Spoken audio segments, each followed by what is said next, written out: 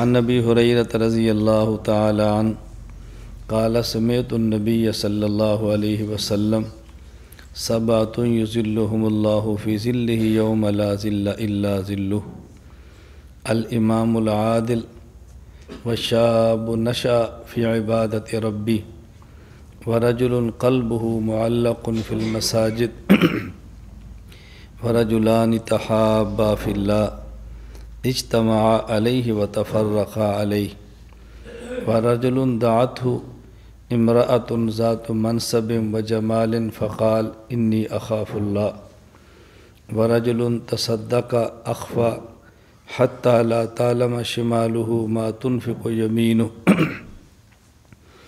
ورجل ذكر الله خاليا ففاضت عيناه اللهم صل على محمد وعلى آل محمد كما صليت على إبراهيم وعلى آل إبراهيم إنك حميد مجيد اللهم بارك على محمد وعلى آل محمد كما باركت على إبراهيم وعلى آل إبراهيم إنك حميد مجيد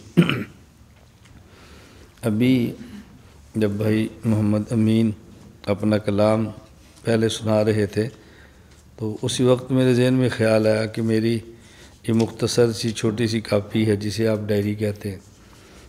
ہمیں چونکہ انگلش کم آتی ہے اس لیے ہم اردو ہی بولتے رہتے ہیں، جن کو انگلش آتی ہے وہ انگلش بولتے ہیں، نہیں آتی تو بلا وجہ بولنے کی کوشش کرتے ہیں۔ بلا وجہ اپنی زبان میں انگریزی الفاظ کو ملانا یہ انگریز سے مروب ہونے کی وجہ سے ہے۔ جب آدمی کسی سے مروب ہوتا ہے تو اس کی نقلیں اتارتا ہے، آپ جب ان سے مروب نہیں ہوں گے تو ان کی نقلیں بھی نہیں اتاریں گے۔ جب تک کوئی خاص ضرورت نہ ہو تب تک بلا وجہ انگریزی الفاظ اپنی گفتگو میں استعمال نہ فرمایا کریں۔ ہم چونکہ متاثر ہوتے جا رہے ہیں، اب ہمارا ایک مزاج بن گیا ہے، ابو جان کہتے تھے اب ڈیڈی کہتے ہیں، کبھی امی جان کہتے تھے اب ماما کہتے ہیں۔ میں گزارش کرتا ہوں کہ متاثر کسی سے نہ ہوں۔ جب قومیں اغیار سے متاثر ہوتی ہیں اپنی تہذیب کو دفن کر دیتی ہیں، اور جب غیروں سے متاثر نہیں ہوتی تو اپنی تہذیب کو زندہ رکھتی ہیں۔ اس لیے ہم نے اپنے ظاہر کو بھی زندہ رکھنا ہے، اپنے باطن کو بھی زندہ رکھنا ہے انشاءاللہ۔ اور ظاہر کا انسان کے باطن پر اثر پڑتا ہے۔ بعض حضرات نے لکھا ہے کہ حضرت موسیٰ علیہ السلام کے مقابلے میں جو فرعون 70,000 جادوگر لایا تھا تو حضرت موسیٰ علیہ السلام نے ان سے فرمایا جو کچھ تمہارے پاس ہے تم ڈالو، اپنا کرتب دکھاؤ۔ ان نے اپنی لاٹھیاں پھینکی، رسیاں پھینکی۔ یخیل الیہ من سحرہم انہا تسعی، ایسے لگتا ہے جیسے سانپ دوڑ رہے۔ جب حضرت موسیٰ علیہ السلام نے اپنے عصا پھینکا تو جو کچھ ان نے پھینکا تھا وہ عصا سب کچھ نگل گیا۔ القی السحرۃ سجدا، تو جادوگروں کو سجدے میں گرا دیا گیا۔ بعض حضرات کہتے ہیں وہ جادوگر موسیٰ علیہ السلام کے مقابلے پر آئے اور موسیٰ علیہ السلام کی طرح لباس پہن کر آئے۔ اس ظاہری لباس کا نتیجہ یہ نکلا کہ اللہ نے ان کے باطن کو بھی مومنین والا بنا دیا۔ اس لیے ظاہر کا باطن پر اثر ہوتا ہے۔ اپنے ظاہر کو بھی اغیار سے متاثر نہ ہونے دیں، انشاءاللہ اللہ دل کو بھی محفوظ فرما دیں۔ تو خیر وہ کہتے کاپی تھی میرے ہاتھ میں، میں ملیشیا سے پاکستان آ رہا تھا تو راستے میں نے ایک مختصر سا کلام بنایا۔ میں تو شاعر نہیں ہوں، نہ ہی مجھے اشعار آتے ہیں، لیکن کبھی کبھی دل میں کوئی چیز اٹھتی ہے تو آدمی اس کو نظم کی صورت میں پیش کرتا ہے۔ تو یہ مختصر سا ہمارا کلام ہے جو میں نے بنایا۔ میں نے کہا چلیں بھئی امین نے سنایا تو میں بھی آپ کی خدمت میں پیش کر دوں۔ خدایا تجھ سے میں ایک دعا مانگتا ہوں، نظر کرم نظر کرم نظر عطا مانگتا ہوں۔ خدایا تجھ سے میں ایک دعا مانگتا ہوں، نظر کرم نظر کرم نظر عطا مانگتا ہوں۔ کوئی تجھ سے کچھ کوئی کچھ مانگتا ہے، کوئی تجھ سے کچھ کوئی کچھ مانگتا ہے، میں خدا سے بس خدا مانگتا ہوں۔ کوئی تجھ سے کچھ کوئی کچھ مانگتا ہے، میں خدا سے بس خدا مانگتا ہوں۔ نہ رہوں محتاج دنیا میں کسی کا، نہ رہوں محتاج دنیا میں کسی کا، خدائے کریم سے ایسی عطا مانگتا ہوں۔ در پہ تیرے پڑا رہوں یوں عمر بھر، در پہ تیرے پڑا رہوں یوں عمر بھر ادھر نہ ادھر اٹھے نظر ایسی وفا مانگتا ہوں۔ اللہ رب العزت ہمیں اپنے در کا محتاج بنا کر غیروں سے غنی فرما دے۔ اللہ رب العزت کی محبت اور اللہ کا تعلق دنیا میں مل جائے تو اس سے بہتر دنیا میں خدا کی قسم کوئی تعلق نہیں، اور اس سے بہتر کوئی لذت والی محبت نہیں ہے۔ آدمی اللہ کے غیر سے محبت کرتا ہے، فنا ہوتا ہے، اپنا دل دیتا ہے، اور جو عجیب بات ہے کہ یہ کسی کی محبت میں مر رہا ہوتا ہے اور اس کو اس کے درد کا احساس بھی نہیں ہوتا۔ ہمارے حضرت حکیم اختر رحمہ اللہ فرماتے تھے، جس کی محبت میں رات بھر جاگتا ہے وہ سوتا ہوا ہوا خارج کرتا ہے، وہ بدبو پھیلا رہا ہوتا ہے، اور اس ظالم کو پتہ بھی نہیں جس پہ میں مرتا ہوں وہ پخانہ اور بدبو اور کچھ بھی نہیں ہے۔ اللہ ہم سب کی حفاظت فرمائے۔ میں نے آج کی مجلس میں ایک حدیث مبارک سنائی ہے جو صحیح بخاری میں بھی ہے، صحیح مسلم میں بھی ہے اور دیگر کتب میں بھی ہے۔ حضرت ابو ہریرہ رضی اللہ تعالیٰ عنہ فرماتے ہیں کہ نبی کریم صلی اللہ علیہ وسلم نے فرمایا، سبعۃ یظلھم اللہ فی ظلہ یوم لا ظل الا ظلہ۔ قیامت کے دن اللہ 7 آدمیوں کو اپنے عرش کا سایہ نصیب فرمائیں گے جس وقت اللہ کے عرش کے سائے کے علاوہ اور کوئی سایہ نہیں ہوگا۔ قیامت کا دن بہت ہولناک دن ہے۔ قیامت کا منظر بڑا خوفناک منظر ہے اور بے حد خطرناک منظر ہے۔ آپ اندازہ فرمائیں کہ دنیا میں ماں اپنے بچے کو آگ میں دیکھے تو بچے کو آگ سے نکالنے کے لیے خود آگ میں کود جاتی ہے، لیکن قیامت کی آگ کو دیکھ کر ماں بھی اپنے بچے کو چھوڑ جائے گی اور جہنم کی آگ میں کودنے کے لیے قطعاً تیار نہیں ہو۔ باپ دنیا میں ڈاکو آ جائے تو کہتا ہے مجھے مار دو، میرے بیٹے کو نہ مارنا۔ قیامت کے دن یہ باپ بھی اپنے بیٹے کو چھوڑ دے گا۔ دنیا میں لوگ کہتے ہیں تیرے بغیر میں جی نہیں سکتا، یہ دوست بھی کام چھوڑ دیں گے۔ انسان اپنی بیوی کی خاطر ماں کو مارتا ہے، اپنی بیوی کی خاطر اللہ کو ناراض کرتا ہے، اور قیامت کے دن یہ بیوی شوہر بیوی کو چھوڑ جائے گی۔ یوم یفر المرء من اخیہ و امہ و ابیہ و صاحبتہ و بنیہ۔ قیامت کا کتنا ہولناک منظر ہوگا۔ اس وقت کتنے خوش نصیب وہ 7 لوگ ہوں گے جن کو اللہ اپنے عرش کا سایہ نصیب فرمائیں گے۔ ان میں پہلا شخص الامام العادل، ایسا شخص جو انصاف کرتا ہو۔ الامام العادل کا معنی واضح اور زیادہ بہتر یہی ہے کہ اس سے مراد بادشاہ ہو جو انصاف کرنے والا ہو، اگرچہ اس کے مفہوم میں سربراہ بھی شامل ہے جو اپنے ماتحتوں کے درمیان انصاف کرتا ہو۔ ہر آدمی کی ایک خاص رعیت ہے، ہر آدمی کی خاص چھوٹی سی حکومت ہے دنیا میں ہر شخص کی۔ تو ہم بڑوں اور بادشاہوں پر اعتراض کرتے ہیں لیکن اپنے بارے میں کبھی غور نہیں کرتے کہ جتنے ہمارے ماتحت ہیں کبھی ہم نے بھی ان کا خیال کیا ہے۔ محتمم ہے تو اس سے پوچھا جائے گا اساتذہ کے بارے میں، استاذ ہے اس سے پوچھا جائے گا طلباء کے بارے میں، طالب علم ہے تو اس سے پوچھا جائے گا مدرسے کی چیزوں کے بارے میں۔ تو ہر آدمی سے حساب ہوگا۔ وہ محتمم نجات پا جائے گا جس نے اپنے اساتذہ کا خیال کیا ہوگا، استاذ نجات پا جائے گا جس نے شاگردوں کا خیال کیا ہوگا، طالب علم نجات پا جائے گا جس نے جتنا اس کا بستر، جتنی سونے کی جگہ، جتنی بیٹھنے کی جگہ، جس حد تک اس کے اختیارات چلتے ہیں جہاں اس نے خیال کیا ہوگا تو یہ نجات پا جائے گا۔ رسول اکرم صلی اللہ علیہ وسلم نے ارشاد فرمایا، الا کلکم راعٍ وکل راعٍ مسئول عن رعیتہ۔ تم میں سے ہر آدمی نگران ہے، اور جس حد تک وہ نگران ہے اس حد تک قیامت کے دن ہر آدمی سے حساب ہوگا۔ میں گزارش اس لیے کرتا ہوں کہ ہم تبصرے بہت کرتے ہیں، علماء پر تبصرے کرتے ہیں، پروفیسروں پر تبصرے کرتے ہیں، تاجروں پر تبصرے کرتے ہیں، ہر طبقہ اپنے طبقے پر تبصرے بہت کرتا ہے۔ ان تبصروں سے کچھ نہیں ہوگا۔ آدمی اپنا احتساب کرے اور اپنے کام کا مشورہ کرے، اس کا فائدہ ہوتا ہے۔ تبصرے پر گناہ ہوگا، عذاب ہوگا، اور اگر اپنا احتساب کر کے باہمی مشورہ کریں گے تو انشاءاللہ کام ہوگا۔ میں اپنے حضرات متعلقین سے عرض کرتا ہوں کہ اغیار پر 10 گھنٹہ تبصرہ کرنے سے بہتر ہے اپنے کام کا 10 منٹ مشورہ کر لو۔ دوسروں پر 10 گھنٹے تبصرے کرنے سے بہتر ہے اپنے کام پر 10 منٹ مشورہ کرو۔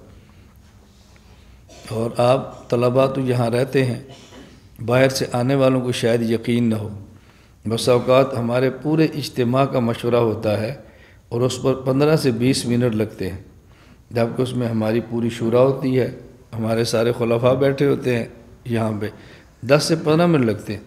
کیوں؟ تبصرے کی بجائے مشورہ کرتے ہیں، تھوڑے وقت میں کام بہت زیادہ ہو جاتا ہے۔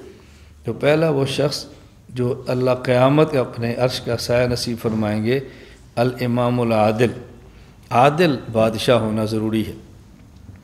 ایک بات یہ سمجھیں کہ جیسے ہم اعمال کرتے ہیں اللہ ایسے حکمران عطا فرماتے ہیں، اور جب حکمران نیک مل جاتے ہیں تو پھر نیک لوگ تو نیک ہوتے ہی ہیں، جو لوگ نہیں ہوتے ان کو نیکی کا ماحول مل جاتا ہے، اور نیکی کا ماحول مل جانا یہ خدا کی بہت بڑی نعمت ہے، یہ بہت بڑی محنت ہے، بہت بڑی خدا کی نعمت ہے۔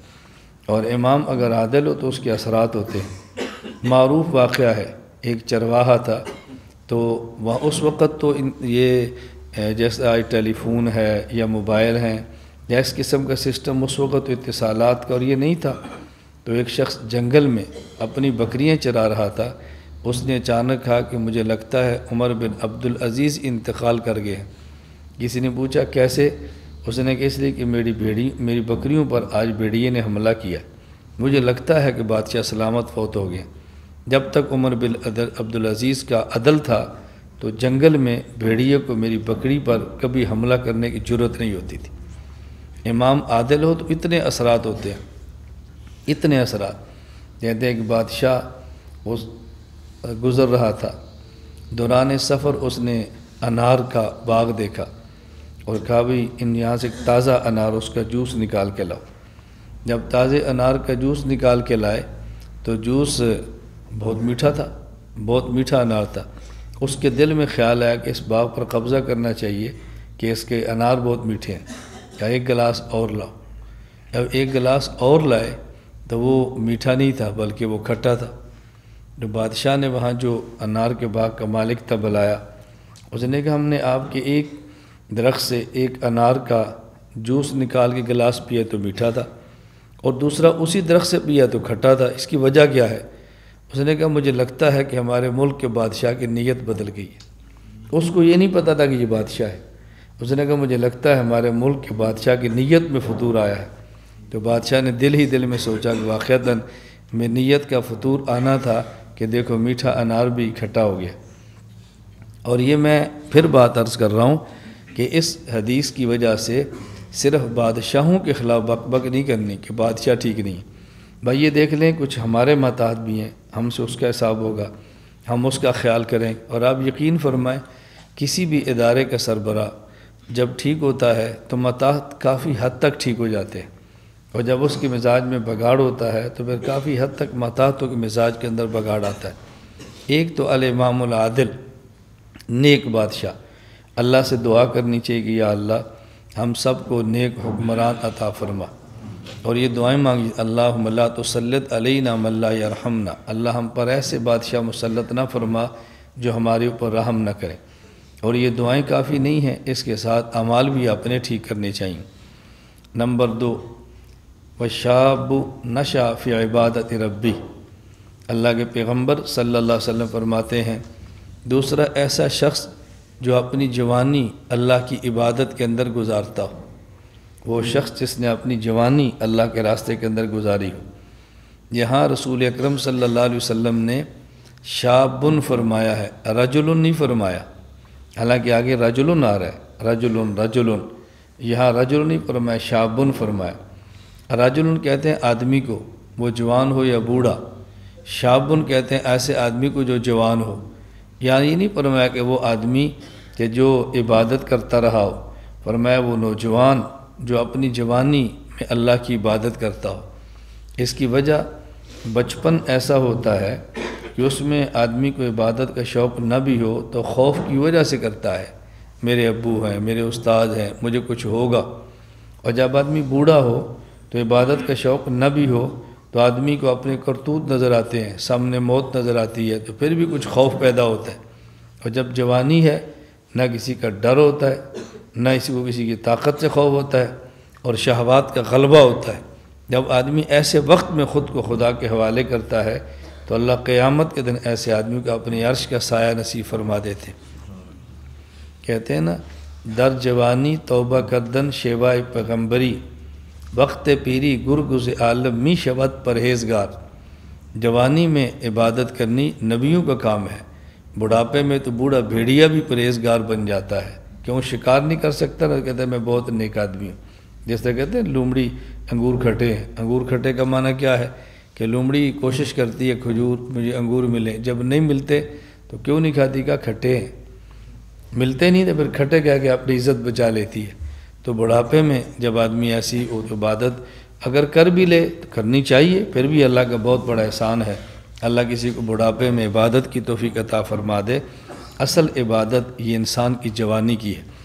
اللہ توفیق عطا فرمائے حرمین کی زیارت کی، اللہ آپ سب کو توفیق عطا فرمائے۔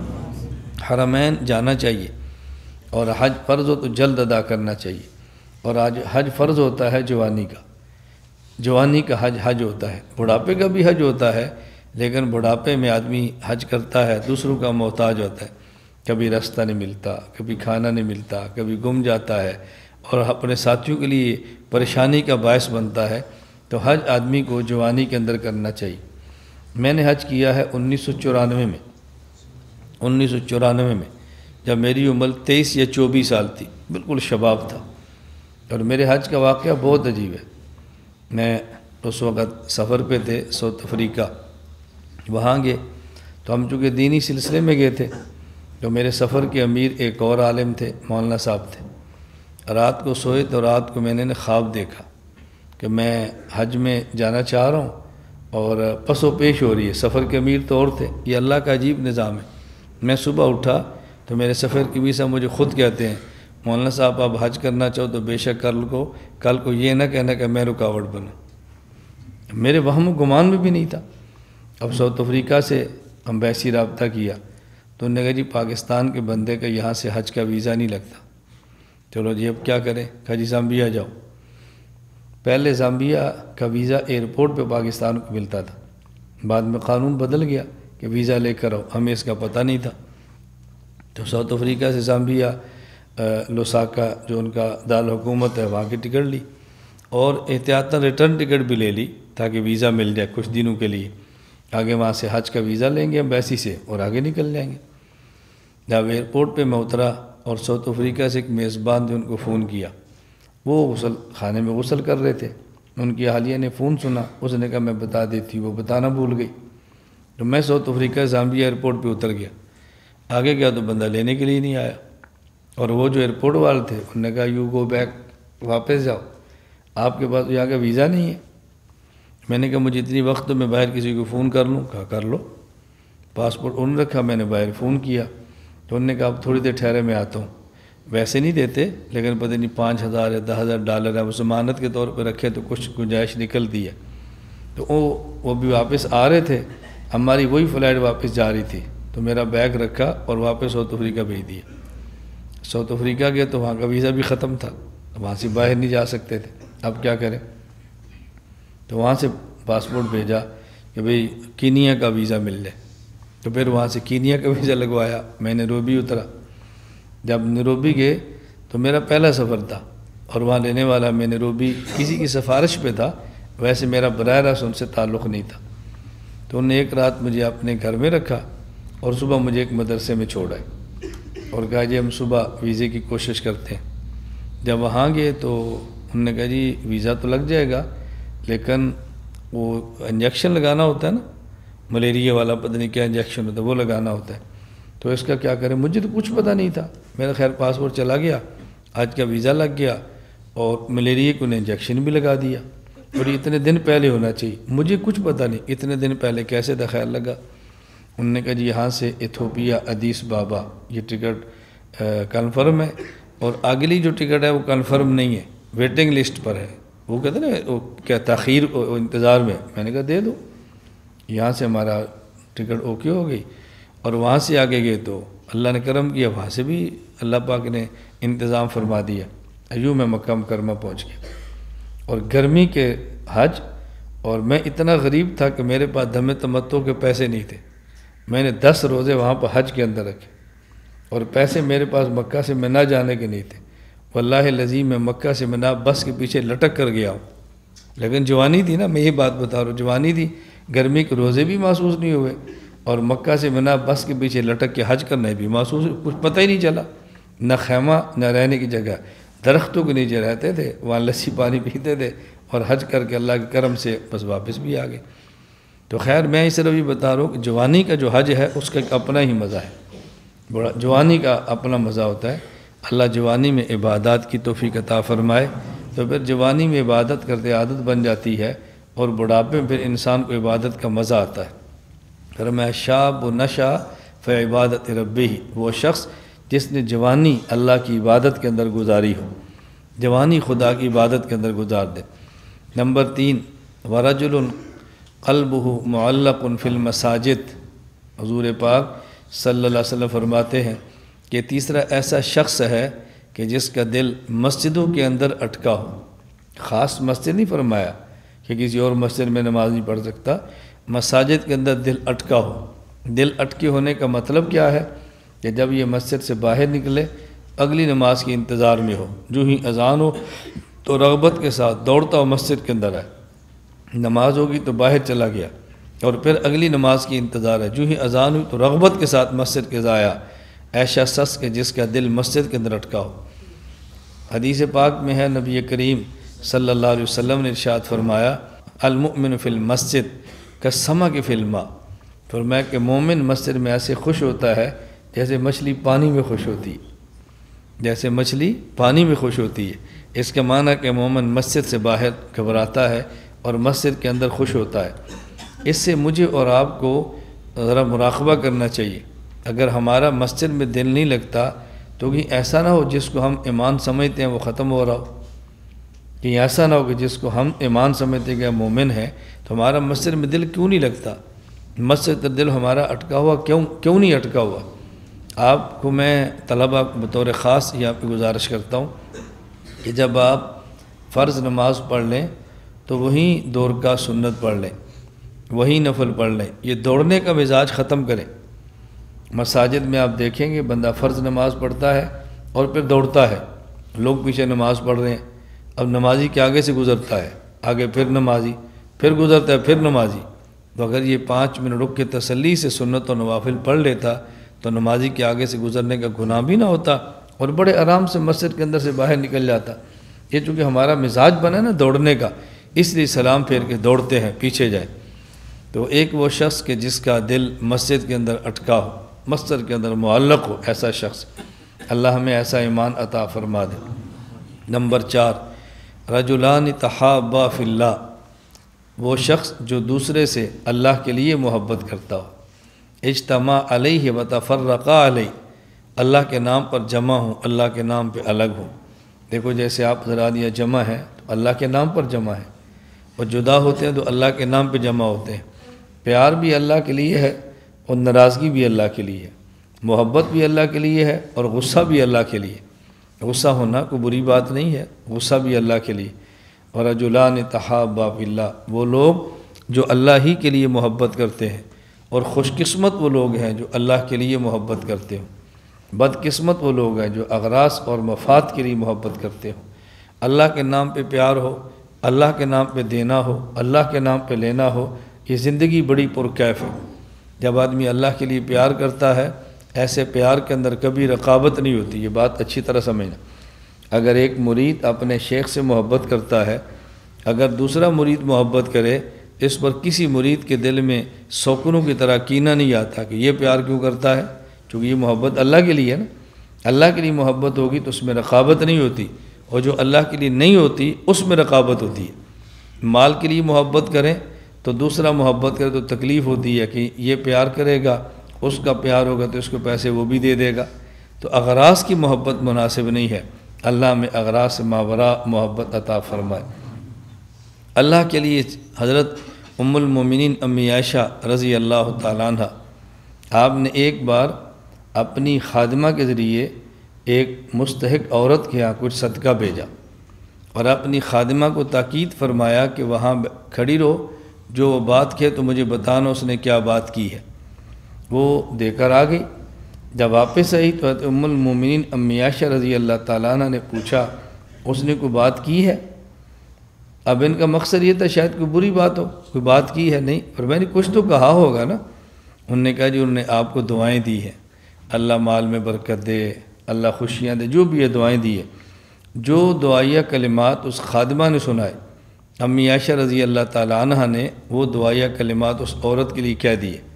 فرمایا میں چاہتی تھی کہ جو میں نے اس کو مال دیا ہے اس کے بدلے میں دعا نہ ہو، میں نے دعا کے بدلے میں دعا کر دی ہے تاکہ میرا مال خالص اللہ کے لیے ہو جائے۔ میں چاہتی ہوں میرا مال خالص اللہ کے لیے۔ ہمارا مزاج کیا ہے؟ ہم تھوڑا سا ہدیہ بھی دینا تو ساتھ یہ ضرور کہتے ہیں مولانا صاحب دعا کرنا۔ تھوڑا سا ہدیہ بھی دینا تو ساتھ یہ ضرور کہہ کہ مولانا صاحب دعا کرنا، یعنی جو تھوڑا دیا ہے اس کے بدلے میں دعا لینا چاہتے ہیں۔ بھئی جب آپ نے دیا ہے تو اس کے بدلے میں دعا کی کیا ضرورت ہے؟ جب دیں گے وہ دعائیں تو خود بخود کرے گا۔ ہم تھوڑا سا مال دے کر بھی پھر دعاؤں کی امید رکھتے ہیں تاکہ ہمیں فوراً اس کے بدلے میں دعا مل جائے۔ امی عائشہ رضی اللہ تعالیٰ عنہ نے دعائیہ کلمات کے بدلے میں دعائیہ کلمات فرما دیے اور اپنے صدقے کو خالص اللہ کے لیے کروا دیا۔ رسول اکرم صلی اللہ علیہ وسلم نے کیسے بات سمجھائی؟ نمبر 1 جو بادشاہ عادل ہو، نمبر 2 وہ شخص کہ جس کا دل مسجد میں وہ نوجوان جو جوانی میں عبادت کرے، نمبر 3 جن کا دل مسجد میں اٹکا رہے، نمبر 4 جو اللہ کے لیے محبت کرے، اور اللہ کے لیے محبت کرنے پر کبھی دھوکے کے اندر مبتلا نہ ہونا۔ انسان کا نفس جانتا ہے میں محبت اللہ کے لیے کرتا ہوں یا اپنی اغراض کے لیے کرتا ہوں۔ بس اوقات انسان غرض کے لیے پیار کرتا ہے اور اس کو نام اللہ کی محبت کا دے دیتا ہے، یہ بہت بڑا ظلم ہے۔ نمبر 5 فرمایا رجل دعته امرأة ذات منصب و جمال فقال انی اخاف اللہ۔ عام عورت سے زنا کرنا بھی گناہ ہے اور زنا سے بچنا بہت بڑی عبادت ہے، عام عورت سے بھی، لیکن ایسی عورت کہ جس کو اللہ نے حسن و جمال بھی دیا ہو اور جس کو اللہ نے منصب اور جاہ بھی دیا ہو، یعنی قد کاٹ والی عورت ہو، خاندانی لڑکی ہو اور جن کا خاندان معزز شمار کیا جاتا ہو، ایسی عورت گناہ کی دعوت دے اور یہ شخص کہ نہیں میں تو اللہ سے ڈرتا ہوں، میں یہ کام نہیں کر سکتا، اور میں ایسے شخص کو اللہ اپنے عرش کا سایہ نصیب فرمائیں۔ اب دیکھو ایک بندہ زنا کے لیے پریشان پھر رہا ہے اور ایک کو زنا کی دعوت دی جا رہی ہے اور یہ شخص کہتا ہے میں اللہ سے ڈرتا ہوں، میں یہ گناہ نہیں کر سکتا۔ رسول اکرم صلی اللہ علیہ وسلم نے زنا پر وعید تو بہت فرمائی ہے، لیکن ہمسائے کی لڑکی یا بیوی کے ساتھ زنا پر بہت سخت وعید فرمائی ہے۔ کیوں؟ وہاں زنا آسان ہوتا ہے لیکن ہمسائے کا حق ہوتا ہے، اور یہ بات اچھی طرح ذہن فرما لیں، اس کا معنی ہرگز یہ نہیں ہے کہ ہمسائے کی بچی وہ زنا سے بچے اور بندہ زنا کرے تو بہت بڑا جرم ہوگا، نہ، وہ خود رغبت رکھے اور پھر زنا کرے تب بھی بڑا جرم ہوگا۔ اس کو خود کہنا چاہیے کہ نہیں، حیا کا تقاضا ہے، میں منہ کالا نہیں کر سکتا، تم ہمسائے ہو ہمارے۔ حدیث پاک میں ہے اللہ کے پیغمبر فرماتے ہیں ہمسائے کے اتنے حقوق جبرائیل نے بیان کیے کہ مجھے لگتا کہ وراثت کے اندر کوئی حق حصے دار نہ ہو جائے۔ اب وہ دعوت دے رہی ہے گناہ کی اور یہ کیسے بچ رہے؟ اس کی سب سے بڑی مثال حضرت سیدنا یوسف علیہ نبینا و علیہ الصلوۃ والسلام کی ہے۔ دیکھو محل میں پلے ہیں، عزیز مصر کی بیوی ہے اور گناہ کی دعوت دے رہی ہے، اور یوسف علیہ السلام فرما رہے نا ان ربی احسن مثوایا، وہ میرا مالک ہے، اس نے میرا خیال کیا ہے، اس نے مجھے گھر میں پناہ دی ہے، کیا اس کے ساتھ میں خیانت کر سکتا ہوں؟ اور ہمارے ہاں عموماً گناہ کب ہوتا ہے؟ کوئی آدمی شفقت کر کے گھر کا دروازہ کھولتا ہے، ہم اسی گھر کے اندر مکالہ کرتے ہیں۔ کوئی آدمی کسی کے ساتھ ڈرائیور ہوتا ہے، وہی مکالہ کرتے ہیں، تو کسی جگہ کام وہی احسان کا بدلہ یہ ہے۔ حضرت یوسف علیہ السلام فرماتے ان ربی احسن مثوایا، اس کے مجھ پر احسانات ہیں، مجھے ویسے بھی گناہ نہیں کرنا چاہیے، تو میں محسن کے گھر میں یہ ڈکیتی مار سکتا ہوں؟ یہ میرے بس میں نہیں ہے۔ اللہ ہم سب کی حفاظت فرمائے۔ نمبر 6 فرمایا رجل تصدق اخفا لا تعلم شمالہ ما تنفق یمینہ، ایک ایسا شخص جو صدقہ کرے اور اس طرح چھپا کے کرے کہ اس کے بائیں ہاتھ کو پتہ نہ چلے کہ دائیں ہاتھ نے اللہ کے راستے میں کیا دیا ہے۔ مقصد یہ بتانا ہے کہ آدمی کو صدقہ چھپ کے کرنا چاہیے، مخفی کرنا چاہیے، اظہار نہیں کرنا چاہیے، جس حد تک ممکن ہو صدقات کو چھپانا چاہیے۔ لیکن یہ بات یاد رکھ لیں، اگر کسی جگہ کوئی ایسا داعیہ موجود ہو، کوئی ایسی وجہ موجود ہو کہ اعلانیہ صدقہ کرنے سے فائدہ ہو، تو اعلانیہ صدقہ کرنا جائز ہے، گناہ نہیں ہے۔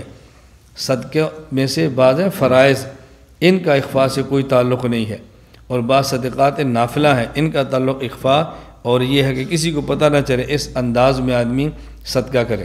لیکن اگر یہ پتہ ہو کہ میں اس جگہ مسجد کا، مدرسے کا اعلان ہو رہا ہے، میں کھڑے ہو کر 10,000 لکھاؤں گا تو مجھے دیکھ کر 10 بندے اور کھڑے ہو جائیں گے، اب کھڑے ہو کر چندہ لکھانے میں کوئی حرج کی بات نہیں ہے۔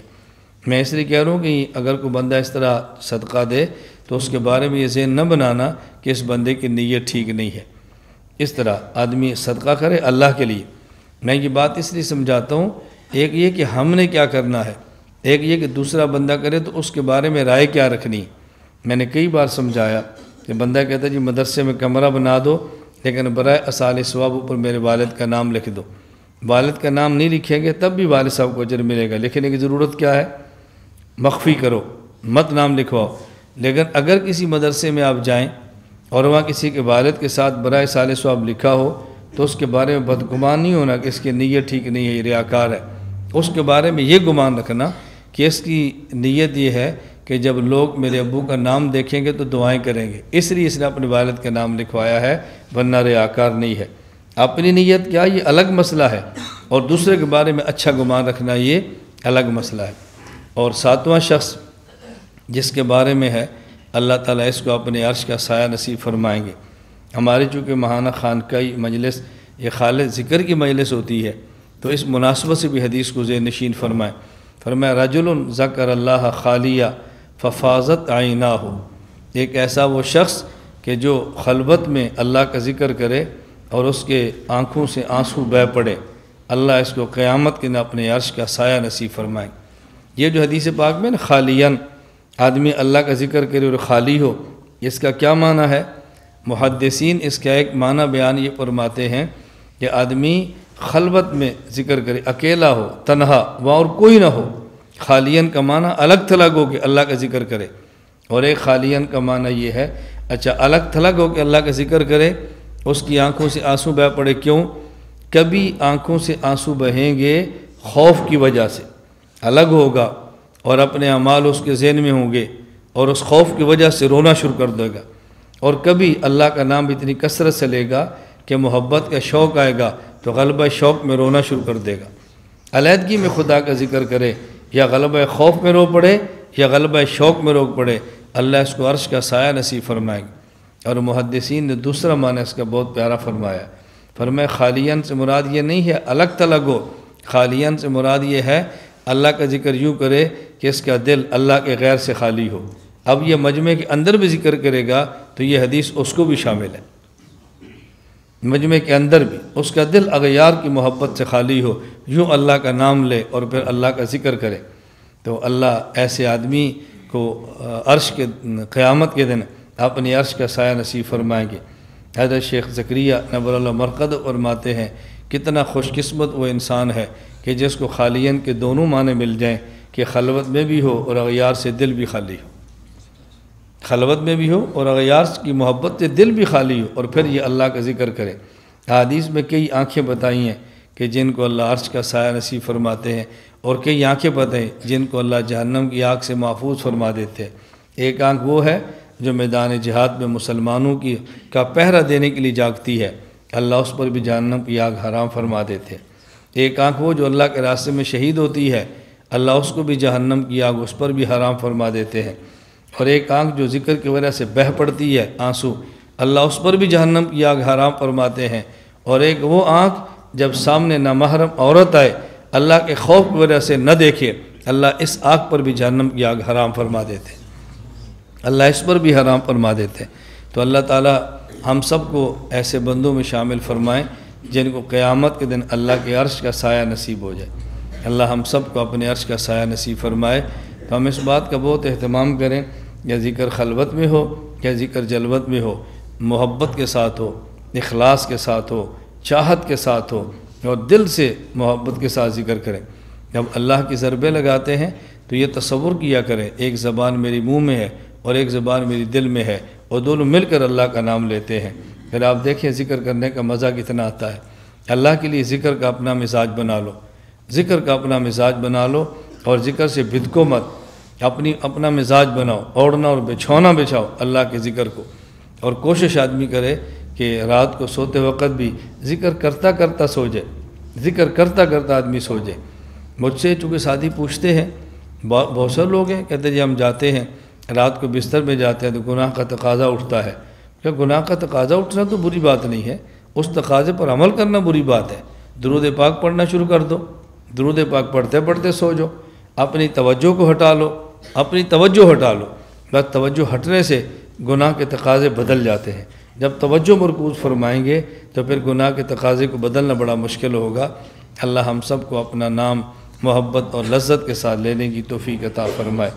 اللہ ہم کو قیامت کے دن ان لوگوں میں شامل فرمائے جو اللہ کو خلوت اور جلوت میں یاد کرتے تھے، جو ہر وقت اللہ کا ذکر فرماتے تھے۔